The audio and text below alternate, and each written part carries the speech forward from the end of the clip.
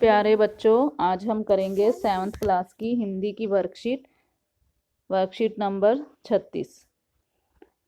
आज हम कंचा नामक पाठ का दूसरा अंश पढ़ेंगे। यह एक ऐसी कहानी है जिसके लेखक टी पद्माबन है। तो नीचे इस गद्यांश को पढ़कर फिर नीचे प्रश्नों के उत्तर नोटबुक में लिखने हैं।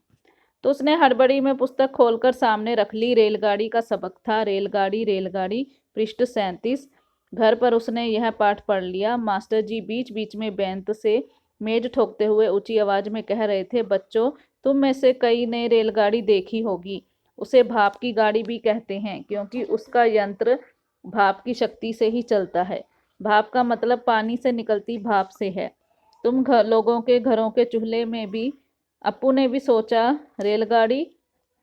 उसने रेलगाड़ी देखी है, छुक छुक, यही रेलगाड़ी है। यह भाप की भी गाड़ी का मतलब। मास्टर जी की आवाज अब कम ऊंची थी।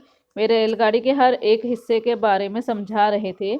पानी रखने के लिए खास जगह है, इसे अंग्रेजी में बॉयलर कहते हैं। यह लोहे का बड़ा पीपा है, लोहे का एक बड़ा कांच का जार, उसमें हरी लकीर वाले सफेद गोल कंचे, आंवले जैसे। जॉर्ज अब अच्छा होकर आ जाएगा, तब उससे कहेगा।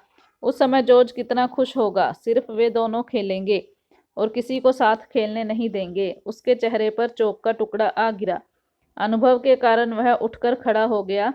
मास्टर जी ने गुस्से में है, अरे तू उधर क्या कर रहा है? उसका दम घुट रहा था। बोल।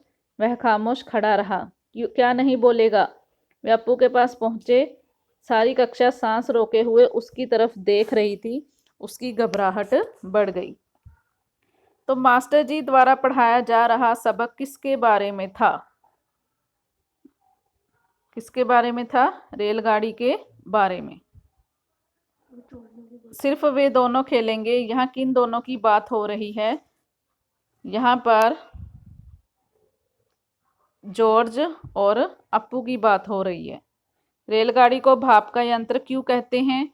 क्योंकि उसका जो यंत्र है वो भाप की शक्ति से ही चलता है। भाप के और क्या उपयोग होते हैं? सोचकर लिखिए। भाप से हम सर्दी जुखाम में हम भाप का इस्तेमाल कर सकते हैं। भाप द्वारा हम इडली भी बना सकते हैं।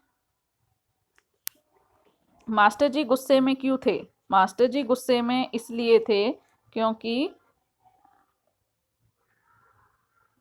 अब उन्होंने देखा अप्पू का ध्यान कहीं और ही था। भाप के अलावा पानी के अन्य दो रूप कौन से हैं? भाप के द्वारा है एक तो ठोस ठोस और द्रव।